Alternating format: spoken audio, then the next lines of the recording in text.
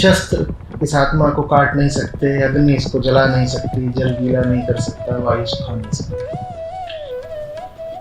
कैसे पहुंचे आत्मा तक? कुछ ऐसा होना चाहिए अपने पास भी, शस्त्र जिसे काट नहीं सकते, आग जिसे जला नहीं सकते। जब चोट लगे तो भीतर ही गूंज उठे, नैनम चिरम नैनम धरती पाप।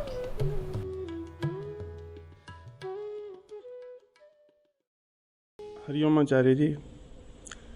आचार्य जी, हम आपसे बस यही समझना चाहते हैं कि कर्म योग क्या होता है। हम जो कुछ भी करता है अपनी तरक्की, अपनी बेहतरी के लिए करता है, अपने हिसाब से, अपनी प्रगति सोच के, ठीक है। तो जो भी करेगा अपने आप को बढ़ाने के लिए करेगा, यही उसका उद्देश्य होता है। कर्म योग का मतलब होता है कि तुम अपनी बेहतरी को अपना उद्देश्य नहीं बनाओगे, तुम धर्म को अपना उद्देश्य बनाओगे।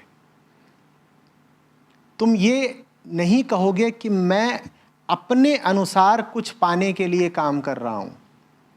तुम कहोगे मैं वो कर रहा हूं जो उचित है, मुझे नहीं पता अंजाम क्या होगा। ये कर्मयोग है।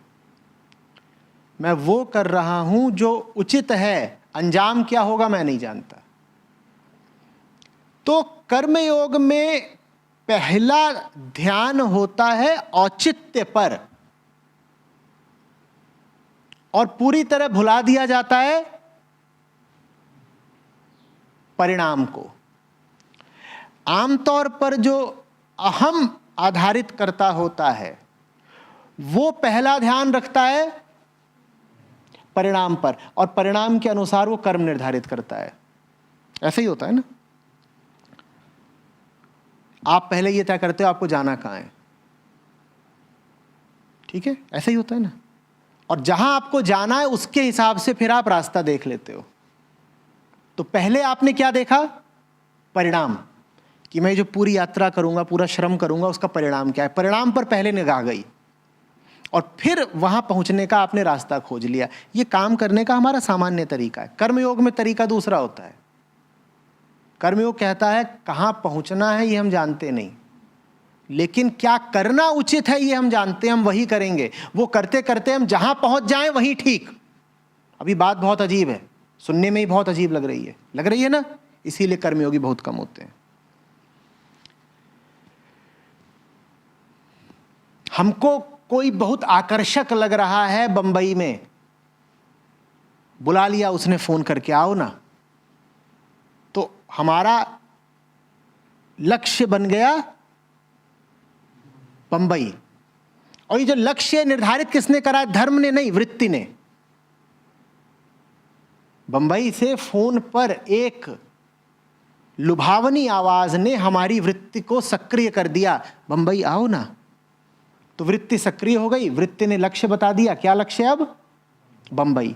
तो वृत्ति ने लक्ष्य बना दिया। अब हम बुद्धि के माध्यम से क्या तय करते हैं? मार्ग। ये हमारा काम करने का सामान्य तरीका है, ठीक है। वृत्ति ने लक्ष्य बता दिया, क्या? सरकारी नौकरी चाहिए। ये वृत्ति तो बताती है ना, सुविधा रहेगी, आराम रहेगा, सम्मान रहेगा, इत्यादि इत्यादि। वृत्ति ने लक्ष्य बता दिया, सरकारी नौकरी चाहिए। फिर अब तुम बुद्धि का पूरा इस्तेमाल करके उस सरकारी नौकरी में घुसने की कोशिश करते हो। ये हमारा कर्म करने का सामान्य तरीका है। कर्मयोग दूसरी चीज है। कर्मयोग कहता है जो सही है वो करूंगा, अंजाम क्या सोचना है। जो सही है वो इतना सही है कि उसको करने का कोई विकल्प नहीं है, करना ही पड़ेगा, नतीजा चाहे जो हो। इसी को कृष्ण कहते हैं कि अर्जुन तू सही काम कर, परिणाम मुझे समर्पित कर दे। परिणाम की तू उम्मीद रखी मत, निष्काम कर्म कर, ठीक है।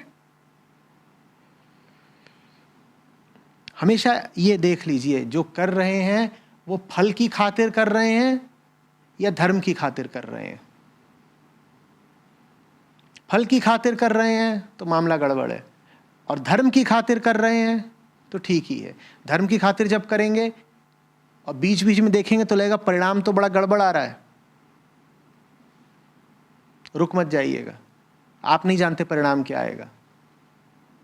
कर्मयोगी के लिए मूल सिद्धांत ये बता दिया जाता है कि सही काम का परिणाम सही ही होता है। तो जो भी परिणाम आ रहा है उसे सही मानो। हो सकता है तुम्हें वो गलत लग रहा है पर वो सही है। कर्मयोगी को सिद्धांत दिया जाता है कि अगर काम सही है तो उसका जो भी परिणाम आए तुम उसे सही मानना, भले ही वो कितना भी गलत लगे। बात समझ में आ रही है? तुम काम पर ध्यान दो, काम सही किया है ना, अब उसका अंजाम हो सकता है बड़ा गड़बड़ आ जाए, नुकसान हो गया, चोट लग गई, तुम ये मानना कि ये नुकसान होना ही सही है, तुम ये मानना कि चोट लगना ही सही है। क्यों सही है? क्योंकि काम सही था। जब काम सही है तो अंजाम गलत कैसे हो सकता है? तो अंजाम की हम सोचेंगे ही नहीं, सही काम करेंगे, जो भी अंजाम आएगा वही सही होगा। जो भी अंजाम आएगा उसी को सर झुकाए कहेंगे कि बिल्कुल सही अंजाम है, यही होना ही चाहिए था। और इसी तरीके से दूसरी ओर गलत काम का अंजाम कितना भी सही लगे वो है गलत।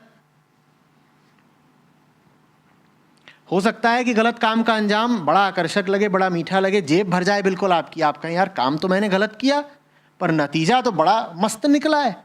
वो जो मस्त नतीजा है आपको खा जाएगा, आपको भी पता नहीं चल रहा है। काम अगर गलत है तो उसके अंजाम को गलत ही जानना, चाहे वो कितना भी अच्छा लगे, लाभप्रद लगे, कोई बात नहीं।